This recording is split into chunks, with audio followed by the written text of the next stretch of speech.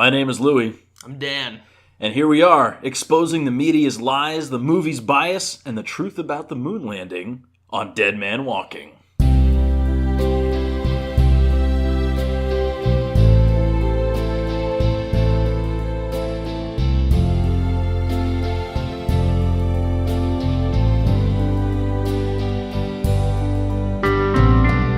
this weekend, we saw Black Panther. I think you mean we saw the promotional material for the first 2020 commercial presidential run of M'Baku. M'Baku 2020. Make Wakanda great again. Dude, how many spin-offs of Iron Man are they going to do? So we didn't actually get a chance to see it opening night, or really opening weekend, because of our jet-setting lifestyles. So many babes. But that's what it was. We did finally get around to seeing it. It was interesting. The Monday after the opening weekend. It's kind of qualifies. Hey man, in the modern news cycle, that's like 5 years after opening day. Okay, I guess you have a point. Seriously though, make Wakanda great again. You know, right off the bat, before we get any further into this, I want to say, everyone's talking about Black Panther, triumph for racial harmony, this, that, and the other thing. I don't think anyone noticed that Wakanda is basically Trump's dream kingdom. Tiny little kingdom, completely self-sufficient, better than everyone else, extremely xenophobic, little bit racist, and they have a big, beautiful wall. A laser wall. This movie is like Trump's wet dream. That makes them hidden. No. He can't show off to other countries, though, because they're all about being hidden. Well, I mean, by the end of the movie, they kind of do. So yes, by the end of the movie, that's what kind of the whole movie this builds isn't Black up Panther. to. This is the fact that Wakanda needs to be seen. That the idea that there's only a matter of time before they're going to be discovered, and so the idea is how will they be discovered? That's kind of the major conflict of the movie. Anyways, well, what did you think of Donald Trump's wet dream, the movie? I liked it. I thought it was solid. I was expecting... Solid? Pretty solid? I was expecting a little bit of pandering. I was expecting some parts of it to be insufferable. I was ready for some of the worst. And what I got, what I was pleasantly surprised by. I think that's the best way to describe this film, was pleasantly surprised. There was so much vitriol surrounding it in the media, people just declaring it like the greatest thing ever made, and people declaring it absolute hot garbage, no middle ground. And this was all before it ever came out. People who hadn't even seen it were already making these judgment calls. So a lot of that was kind of riding the wave of the last Star Wars movie, where, you know, Marvel Studios is associated with Disney, so is LucasArts and The Last Jedi. It's also the political thing too. Like it's You can't get away from the politics. Well, there was a lot of people that were hating it before it came out just because they don't like Disney. Supposedly, there was a group of people that took credit for the low audience score of The Last Jedi, and they claimed they were going to do the same thing to the Black Panther. See, that bugs me because it kind of negates the ability of people to genuinely express disfavor with a film. Oh, yeah. And in the end... Like the dumpster fire that was The Last Jedi. In the end, because these people made that bold claim and Black Panther still has a relatively high audience score, I think that shows that the user score, the audience scores on there are still somewhat true to what people think. I don't think it's just a group of trolls controlling this. Well, I know for me going into it, I had to work very hard to separate it from not just the politics surrounding the movie, but also my preconceptions of the Black Panther. Because full disclosure, I have never, ever liked the Black Panther as a character. In pretty much every comic book storyline he appears in, he's just a smug, smarmy exercise and wish fulfillment. No real challenge, no character development, no real purpose beyond just kind of preaching at people. He was a political vehicle. I mean, they had like Ta-Nehisi Coates write one of his comic book arcs a few years ago. He's like the ultimate SJW, and that's how meta and social justice-y the Black Panther has been for a while. And I think one of the reasons it bugged me was it wasn't that it was done badly or that there were other and better African-American or African characters they could have used. It was that it required you to just laud the Black Panther for being the greatest, just accept his greatness. And it bled over into the promo materials for this movie. Like, In what way? Well, you've like literally, if you were looking at the headlines leading up to this, we had about 2 months of just constant, incessant hype. Like, forget the Bible, forget Maya Angelou. Have you heard about Black Panther? It's the first blackbuster. You know, forget the whole Blade thing. The pandering was strong with this movie. It was so long strong before it came out. It was suffocating. And we made the point last episode that, well, you might have said this, that no matter what, it's going to get high critic scores, and it has. It's apparently gotten higher than any other Marvel movie so far. And that's something that it's like, I don't know if it deserves. Yeah, I know. I'm kind of leaning towards that. It was good. I really liked it. I thought it was one of the better Marvel movies, but I kind of enjoyed Thor Ragnarok better for reasons. I kind of enjoyed Guardians of the Galaxy movies. I mean, I'll be honest, I wanted it to live up to the hype. I wanted it to earn the praise that it was going to get regardless. I think you know what? Fulfilled the hype. Yeah, fairly it well. was actually pretty good. It's not going to deserve the Movie of the Year award, and it's not some kind of cinematic triumph, but it is a really good comic book movie. All right, so just getting into what the movie is itself. So Black Panther, it's the first Marvel film of 2018. First of 3, which I don't know if you want to take that in for a second. They're pumping these things out really quickly. And I would like to talk to you about a little bit after the review what Marvel Studios is going to do next, or maybe speculate a little on that. Because this has to slow down at some point. Anyways, so Black Panther is King T'Challa, played by Chadwick Boseman. I don't know what else he's known for. Honestly, I'm not sure either. It's like, I know he has some name recognition, but I honestly can't think for the life of me off the top of my head what else he's been in. Honestly, he did the dialect well enough in Civil War that I thought that was just how he talked. And then I found out later that he is an American, and you can see it a little bit now that he has his own full movie, that's not his natural way of speaking. If you're looking for it anyway. Like, looking but back he does on a pretty good job. Looking back on it, this is his, like, he played Thurgood Marshall in the Marshall movie that came out last year, but aside from a couple of vehicles like that, like, this is the first big role he has filled, is that of Black Panther. First in Civil War, and now in this movie. Like, before that, he was in, like, The Gods of Egypt and Draft Day as a minor character. Gosh, The Gods of Egypt. So you, like, this is going to be his breakout role. This is going to send him places. Because, like, one of my complaints with him was he doesn't really, and it makes sense, if he is affecting the accent, he doesn't really get a whole lot of vocal variations, kind of delivered in a flat tone. But he is, for a guy who spends most of the movie with a mask on, he's very expressive. Yes. So, quick rundown of the plot. So, the secret African nation of Wakanda gets ready to crown... Wait, hold up. Are there spoilers in this plot? No, there is no. We're not doing spoilers yet. They get ready to crown the new king after the events of Civil War. King's dead. Long live the king. Exactly. So, the king... the way it works in Wakanda, the king of Wakanda takes on the mantra of the Black Panther and the superhero powers that come with it. And it passes into said royal blood through a special plant. I didn't know this.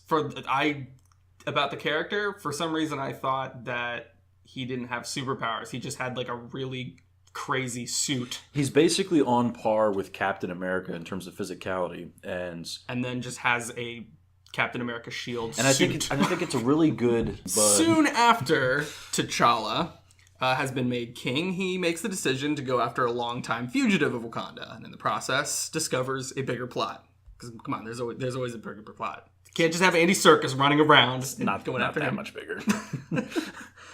There's a total of 2 villains. There's Andy Serkis, and then we get someone else. Black Panther has to prove that he's worthy of the title of being king. By the way, so he basically has to clean up all of his dad's messes. That's the movie. Really, Black Panther's character arc is just a pretty typical hero's journey, but it does still flesh the character out more than being the Mary Sue. That's the thing. I was more impressed with how the film dealt with, like, the racial and social politics that are inseparable from the Black Panther. Right. And instead of a self-righteous Mary Sue, which is what he kind of was a lot in the comics, succeeding at everything and just telling the world off, we actually get a T'Challa who's legitimately interesting. He's got pain, he's got struggle. He has way more baggage than you'd expect a superhuman ninja overlord of a secret space kingdom to ever have, and he's got to deal with it like it's a problem. Yeah, we learn more about his father, who isn't even alive in this movie. We get it. There's some like psychedelic stuff that go on in there. I won't spoil any of that yet. But oh, by the way, Andy Serkis, I didn't recognize him without all those dots attached to him. Seriously, I don't know him in any live action role. I mean, it sounds terrible for the quote-unquote first blockbuster-level film with an all-black cast, but Andy Serkis stole so many of the scenes he was in.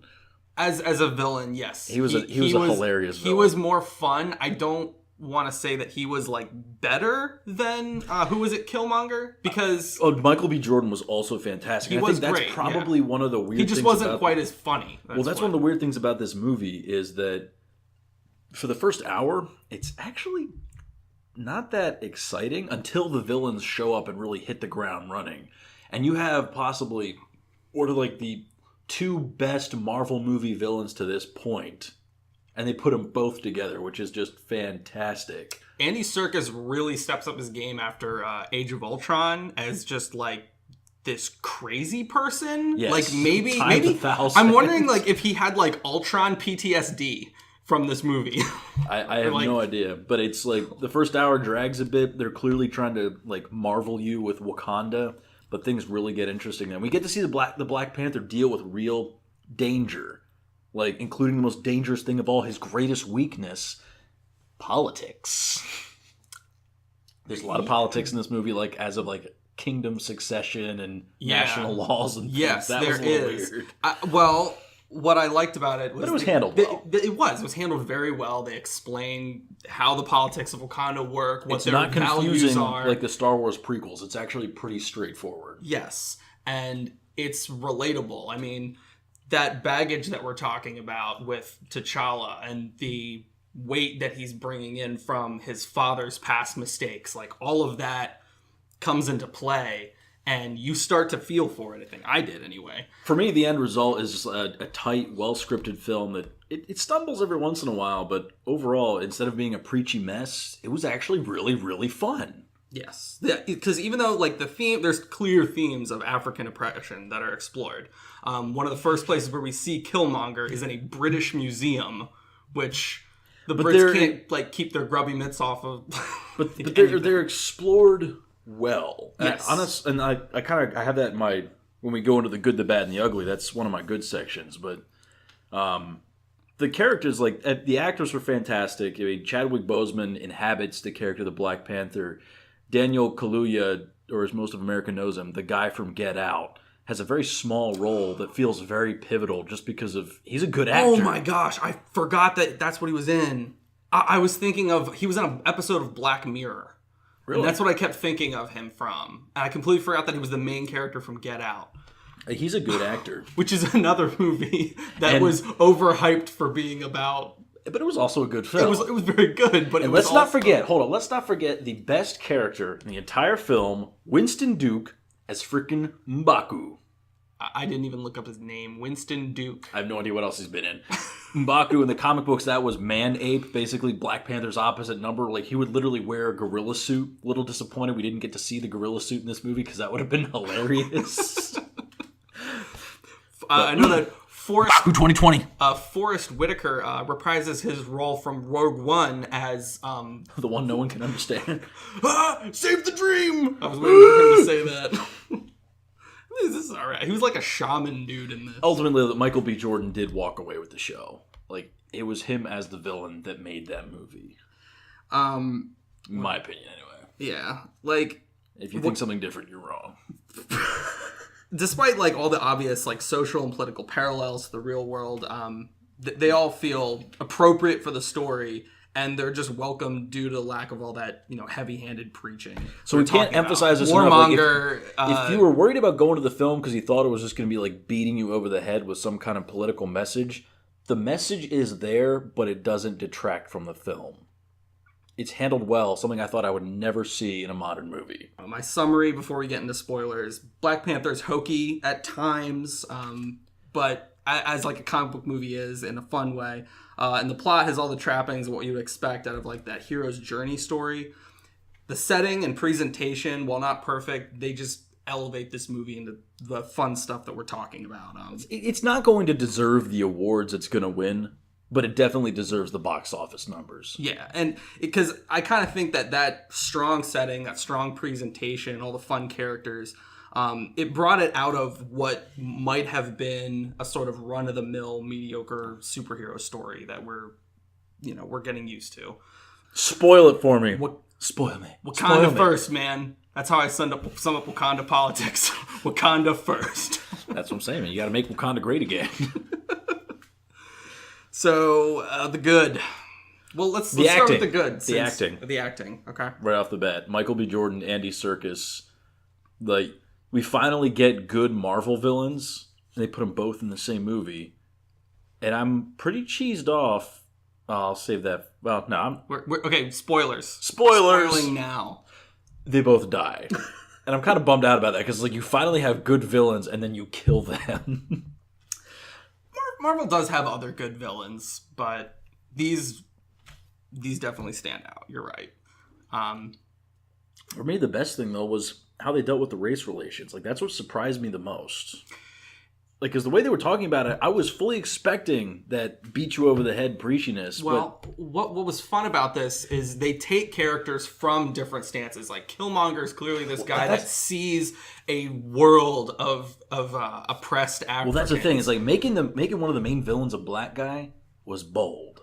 Making it a militant black radical who's like a literal Black Panther, like the activist group, that's just straight up ballsy. I respect that. That was a bold move. Well, just about everybody in this movie was black except for, and I want to let you deliver this joke. So the only two, I liked it. Someone pointed this out to me, and they told me this joke. The only two main white characters in the film play Gollum and Bilbo Baggins, respectively, in Lord of the Rings. And so they are literally the Tolkien white guys. But I love it. On a more serious note, though, the two ideologies, like Black Panther versus Killmonger sees the abuse happening and thinks the only solution is a violent overthrow. Black Panther sees the abuse happening and doesn't believe a violent overthrow is going to make it any better. And it's almost like you were getting to watch the ideologies of Martin Luther King and Malcolm X come to life and just beat the crap out of each other.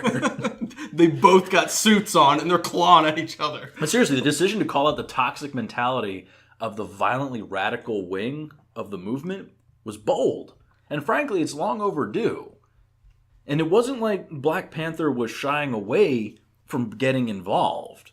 But the very vocal stance the movie took about how that involvement should be positive and not destructive.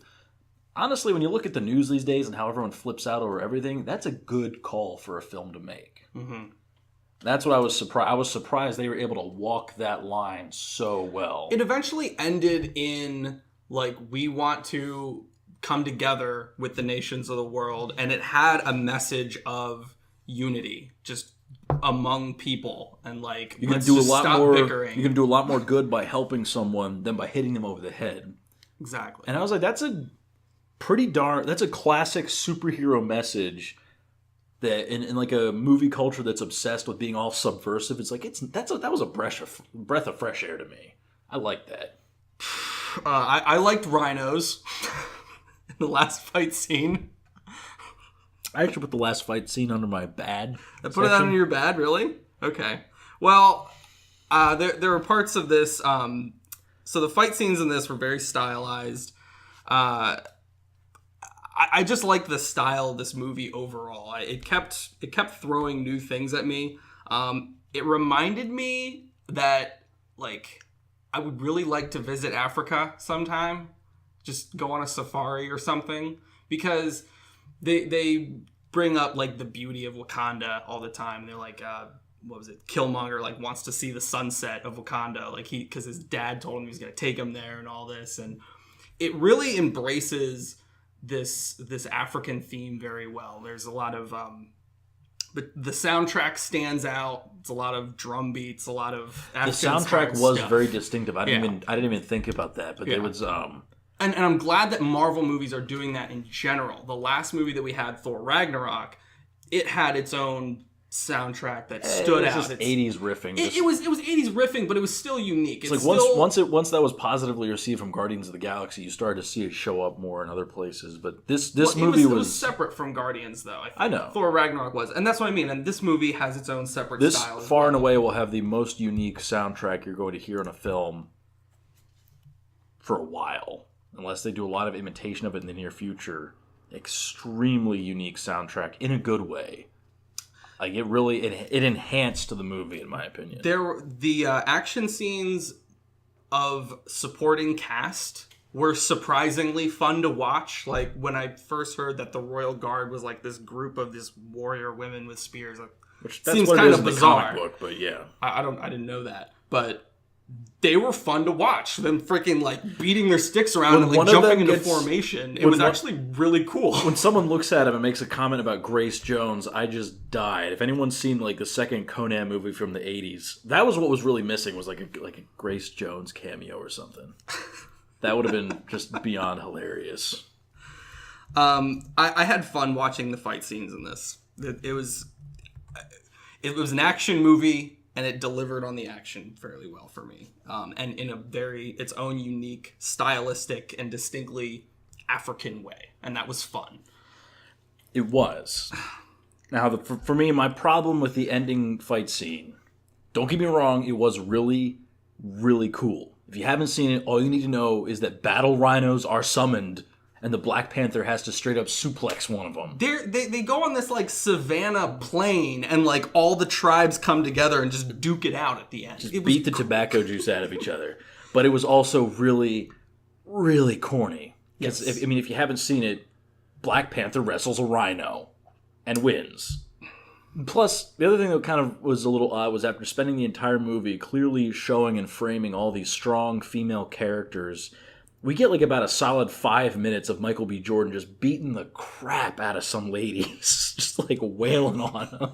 And I'm just like, that's not a great look. Maybe not for him personally, but like, he is a villain, and it was still fun to watch them fight. And I'm still disappointed that when M'Baku makes his triumphant return in the middle of that battle, he's still not wearing the gorilla costume. And I feel like if Black Panther is wrestling a rhino, having a man dressed up as an albino gorilla would have still only been the second weirdest thing about this film. It's true. It's very true. But enough about me. What did you not like about this movie? So I know you didn't like the fact that M'Baku wasn't dressed up either, but beyond that, everyone's mad about it. I thought some characters could have been developed a little better. They could have dropped the Killmonger mantra, because that felt kind of tacked on, like that name itself. They kind of mentioned very briefly, he did like this tour in Afghanistan, was racking up kills like it was a video game. I'm like, well, okay. Like you saw him shoot a bunch of people, but we also saw Andy Serkis shoot a bunch of people. We saw Claw. I'll stop calling him Andy Serkis. We also saw Claw shoot a bunch of people, and so I didn't realize, but Claw is not spelled phonetically. It's spelled like Dutchly. It's like Klaue or something. It's like claws without an S. I'm just like, oh, never mind. Yeah. Well, yeah, because they can't spell him like the Claw. We don't want to insinuate that he was destined at birth to get his arm ripped off and replaced with an arm cannon, so he can become villain Mega Man. But yeah, M'Baku, just like you, I thought he needed a little more love. He was fun for the time he was there. Dude, he needed to be in charge of Wakanda. This Black Panther guy didn't know what was going on. Like, everyone's like shooting each other with lasers and stuff, and M'Baku's like, you know what? I got a stick, and I'm still gonna win. We I'm made the beat you in the head with this stick. We made the point that he comes back after telling T'Challa, no, I'm not going to help you. Yeah, you never really see what changes his mind. Exactly. Which it was still predictable that it was going to happen, but I still would have liked to have seen some hint of his change of heart. We don't get any of it. Basically, we just need a M'Baku movie. If we can have an Ant-Man movie, we can have an M'Baku movie. I also thought that, I said that there's like sort of a typical hero's journey thing going on. Once it gets towards the end, the plot ceases to be surprising. which is kind of another minor complaint of this. Like, you start to just see all the things that are about to happen. I'm okay with that for the same reason that I'm okay with, like, Wakanda. Like, Wakanda is still just, like, this fantasy land wish fulfillment thing, but that doesn't really bother me because it's a comic book movie. And so it's like, you know what, if you want to take the last 20 minutes and just have it be, like, just cool on screen, oh, whatever. I don't care. I gotcha. I'm just saying I think the ending battle. T'Challa himself, and, you know, we did give praise that, like, he's a very well-developed character in this movie. Him fighting was not quite as impressive at times. I was expecting, like, I'm thinking specifically of that scene in the casino when we should have seen him, like, leaping around a little more, I feel like, and instead the emphasis was on his guard. I didn't mind that as much because, again, it made the character feel human. And for a character that's, in the comics at least, when he showed up, especially in, like, team-ups with other groups of heroes, was always the one who never made a mistake. It was nice to see T'Challa as a human who's dealing with real people stuff. Like, he's just trying to be king, man. It's what we all do every day, just try to be king. He just couldn't wait to be king, and now that he's king, he doesn't know what to do with it. Actually, no, he wasn't ready to be king. I guess they pointed that out in the movie. Oh, well. Hey, you don't always get to choose when your daddy gets blown up. Yeah, but like I said, like, the Royal Guard they kind of stole the show for, like, action sequences, which is weird because a lot of the movie is, like, Wakandan politics and then a lot of supporting characters. Like, you probably could have just called this movie Wakanda and it wouldn't have really... That's true. It's true. But anyways, that's what we got. And so, but what would you say is ugly about this movie?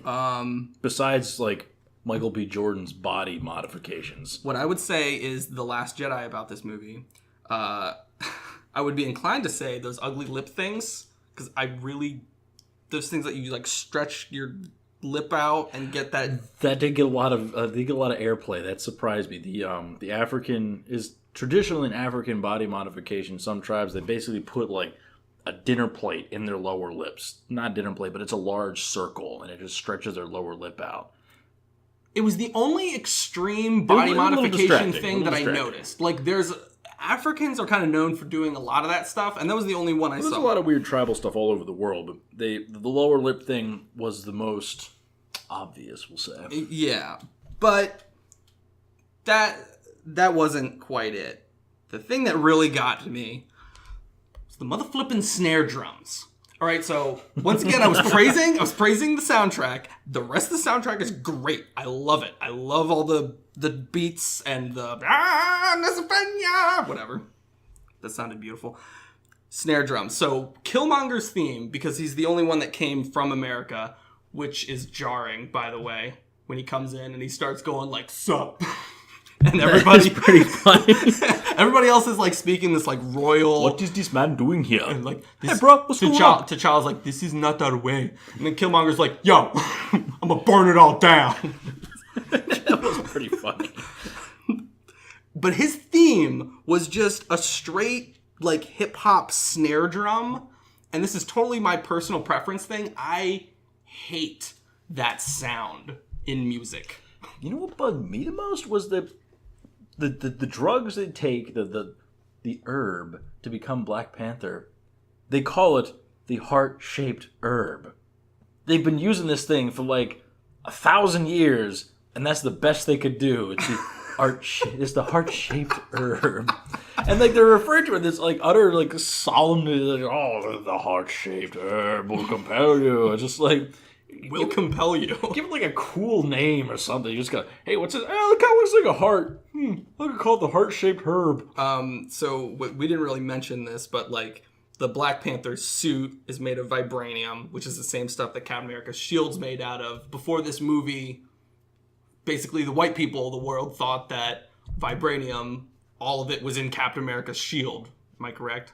Yeah, more or less. Yeah, but like we found out, like in Age of Ultron, Claw had like found a way to get more. It's a super metal, and Wakanda is basically literally built on a mountain, an actual mountain made out of the stuff. The only spot in the whole world because it was like a meteor. That's the reason why Wakanda is all technologically advanced, is because they have this magic metal that they've been sitting on and mining and keeping for themselves. It's just another MacGuffin. But it works. I think at the end of the day, though, the ugliest... And, well, what I was getting at was that vibranium was, like, supposedly what affects that plant. Yeah, whatever. And so... But, yeah, heart-shaped plant. Still a That's stupid what we name. got. Yeah, but I guess I think at the end of the day, the ugliest thing about this film is the politics surrounding it. The media has just been ridiculous. The knee-jerk reaction to the media has been ridiculous. It's just getting so much false, unserious token praise from the cinematic community. There was when they had it screening in Hollywood, it got a standing ovation before the movie started. It's like if you're just clapping simply because a movie exists, you don't actually care about whether or not it's a good movie. And that's a shame because it is a good movie. Yes. Well, I'm sure there were a lot of people anticipating it to be a good movie because...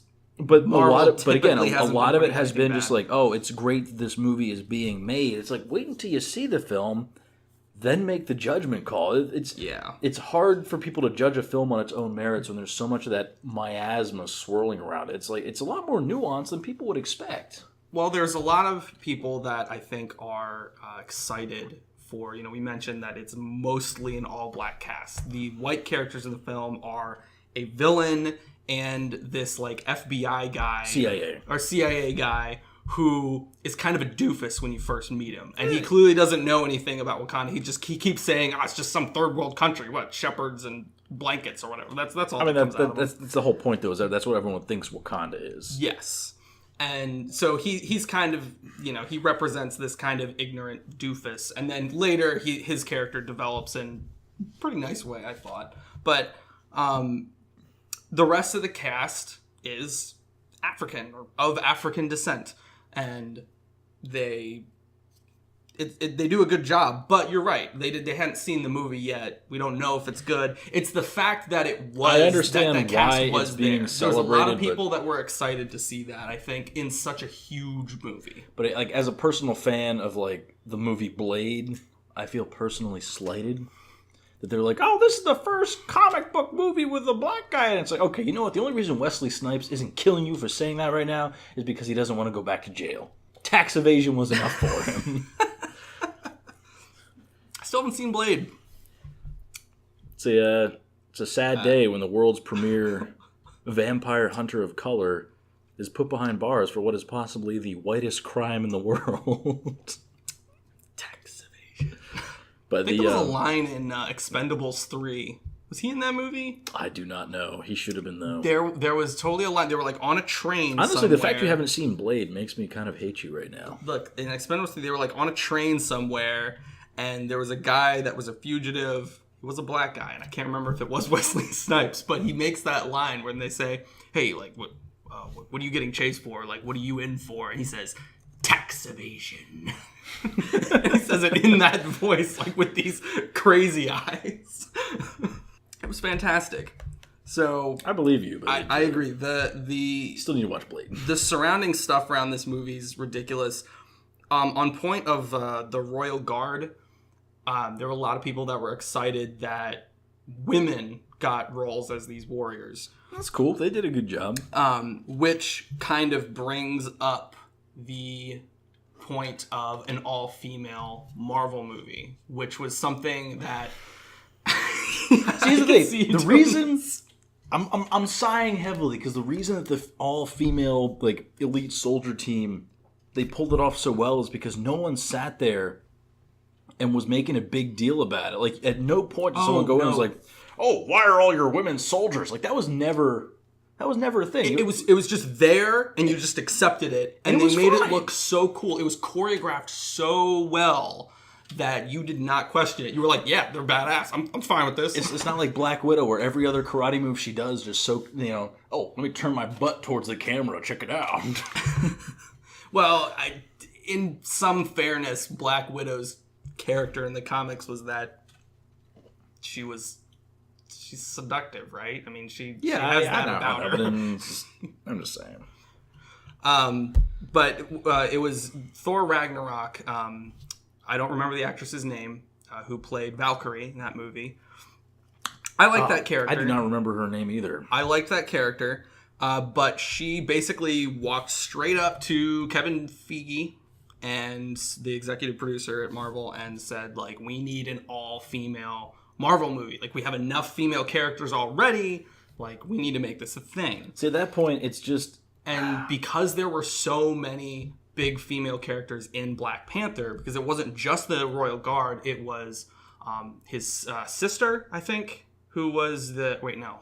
No, it was his sister was basically like Wakandan M. The tech person, right? Yeah. And then, who was the girl that like they had to go like pull from a mission at the beginning of the movie? Who was talking about how like she didn't want to stay in Wakanda because she wanted to help Wakanda, or she wanted to help the rest of the world. I can't remember her name. I know she was actually one of the people that blew the whistle on Harvey Weinstein, and I don't know what else she's been in either. But part of the problem though is it's like if you have to be careful between celebrating a group of people and just empty pandering. And I was worried the Black Panther would be empty pandering, but because of the material it was working with, it did wind up being celebratory. I honestly don't see any way they could make an all-female Marvel movie without it being pandering. Because unlike Black Panther, which takes place in Africa, where the majority of people there are people of color, you're not going to find anywhere on Earth where it's just all women. Amazons don't exist in real life. Right. It's just going to feel extremely forced and weird. So there have been in comics like teams of just women. They're not. There have been, but the one that comes to mind, like one of the Fantastic Four. What's her name? Sue Storm, and then like She-Hulk is a part of it. Who Marvel Studios does not have license to at the moment. So let me put it this way: if they're wanting to do a Girl Squad movie, they might be better off maybe licensing that through Netflix rather than releasing it on a broad scale first. It might be a little safer to test the waters with that. So you don't think there's really any like material pre-existing to work with for them to pull this off?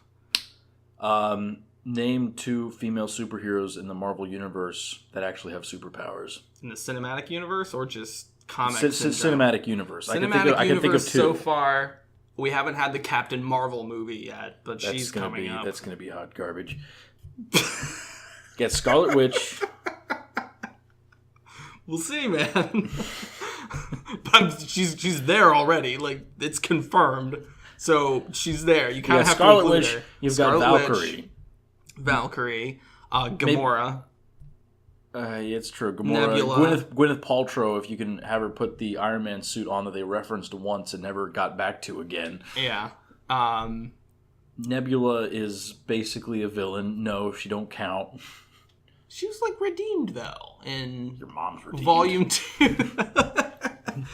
There's I don't remember who else. The pickings are slim. That's all I'm saying. They're slim, but there's enough there to work with. You don't have a well-known... Like, DC has a very well-known figurehead in Wonder Woman. You don't have that with Marvel. They tried to do it when they resurrected Captain Marvel as a woman, and that still never took off because no one cared. It was like when they made Captain Marvel or one of her Marvel acolytes a Muslim girl. No one cared. I know it's not going to happen just for a lot of reasons, but I still want a She-Hulk movie. I read a bunch of those comics and I really enjoyed them. I would watch a She-Hulk movie. I would. So, I mean... Frankly, the fact they haven't even mentioned She-Hulk, I feel like, is an issue. Now, Ant-Man and the Wasp, that movie coming out. Okay. Well, before we get any further down that rabbit hole, what is your final verdict on Black Panther? On Black Panther, I'm going to give this one 9 cat claws out of 10. That 10th one's been snipped a little bit. I'm gonna say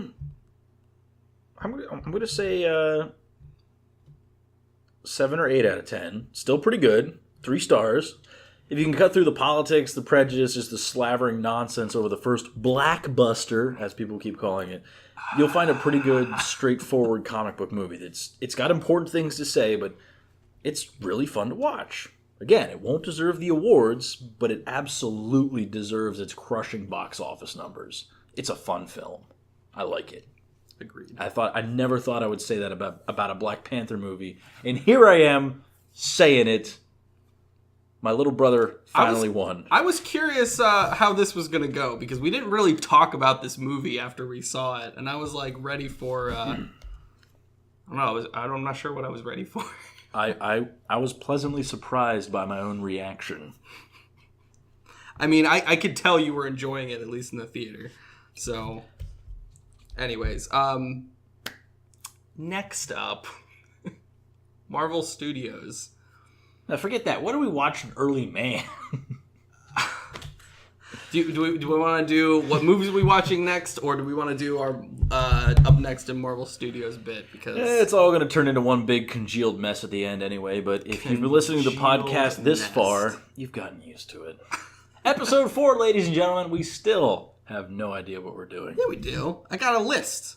I got talking points. Dan it literally just says knows what he's doing. What should Marvel Studios do after the 4th Avengers? And stop.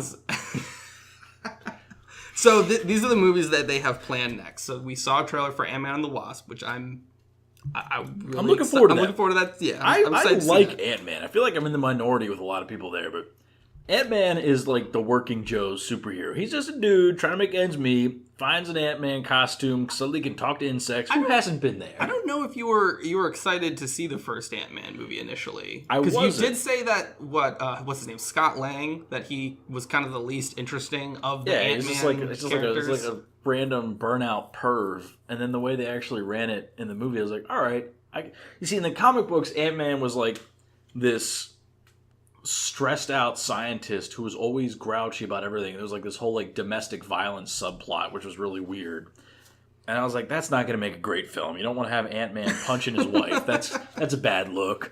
Kind of like Michael B. Jordan punching 5 chicks for like 10 minutes. That's kind of why I'm curious where they go with the like mentor route that they took in Ant-Man, like in the first one, because he had mention of his wife, of was it Hank Pym's wife? Yeah.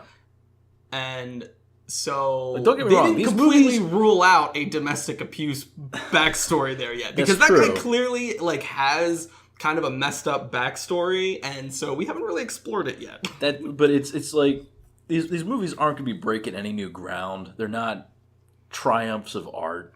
They're fun summer movies. That's what I'm looking forward. Yeah, but there are 3 of them coming out this year. So Black Panther, Ant-Man and the Wasp. Up next is Avengers Infinity War. Like, I know they have more Avengers movies planned. There's one more after Infinity War. There's one sequel to Infinity War.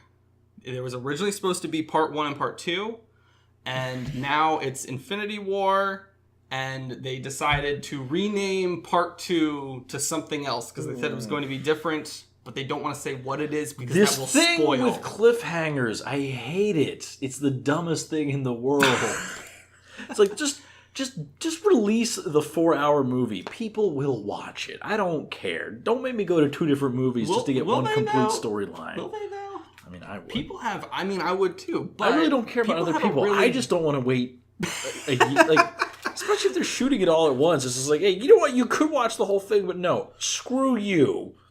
Give us more money, please. Before the 4th Avengers movie, we are getting Captain Marvel, and it's not the Spider-Man sequel, and it's not the Guardian sequel, because both of those, I'm pretty sure, are coming after the last Avengers movie. It's too many superhero movies. Or it could be coming before the last Avengers movie. I don't know. Here's my problem is, it's like, Infinity War, it's like, where do you move on from there? You have, like, the ultimate villain of the universe, who's such an evil person that his girlfriend is literally the physical embodiment of death itself, finds a MacGuffin that will let him destroy the entire universe, and they have to stop him. there's nowhere to go from there. Once you've done it, it's like you can't go back to like just we can't. I'm going to take over this third world country. Well, it's and like that's, I would stop you, but I just saved the whole universe. I'm going to take a few years off. That's why this next Infinity War, this not Infinity War movie is puzzling. Is because clearly they were excited about Part 1, Part 2, then they changed the title. They have some sort of plan with that. Hopefully it's good, and then hopefully Avengers stops. Hopefully the next things that they do are just their own separate one-offs. If there is one thing Disney is not good at, it's knowing when to stop beating the dead horse. And while the Marvel horse is not dead, we are quickly reaching the saturation point. Like we're getting close to shark jumping territory.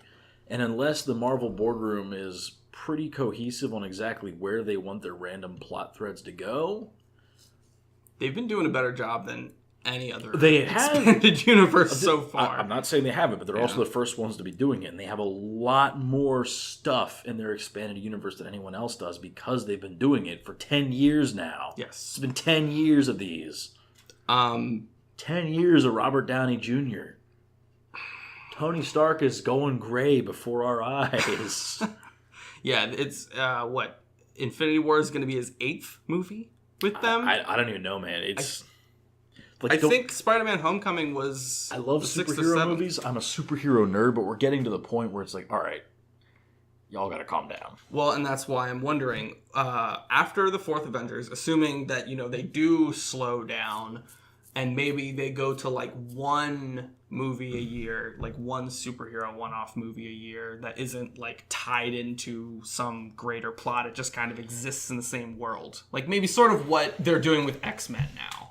Where, like, they just kind of have these other X-Men stories, but we aren't throwing the whole team together for these, apocalyptic movies. I don't know, man. If they, the question is, will they have the restraint and self-discipline to know when to cut it off?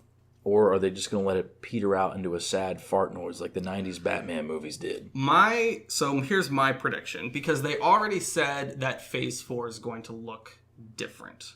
There was an announcement by, I think it was Kevin Feige or somebody in Marvel Studios. We've got a talking tree. We've already entered different territory. Well, no. What I meant was Phase 1, 2, and 3 were building up to this huge monumental moment that we're about to have, or at least they want us to think it is. And after that, they said it's going to turn into something else. It's going to change. So... what I think that change might be is they might slow down. They'll keep making Marvel-branded movies. They'll keep making movies that exist in this universe. And then Disney will probably take all those resources that they had been previously using to make 3 movies a year and just put it towards other stuff. I'm hoping that they put some of that brain power towards making Star Wars a little better. That's my hope. I don't think it's going to happen. We both know that's not going to happen. Do you have any separate predictions of that, or are you just expecting the worst? You're just expecting them to go full steam ahead until they crash and burn? I already hate the Solo movie, and I've seen all of like 12 seconds of actual film footage. I meant of the Marvel movies. I hate the Solo movie too. I'm actually right there with you.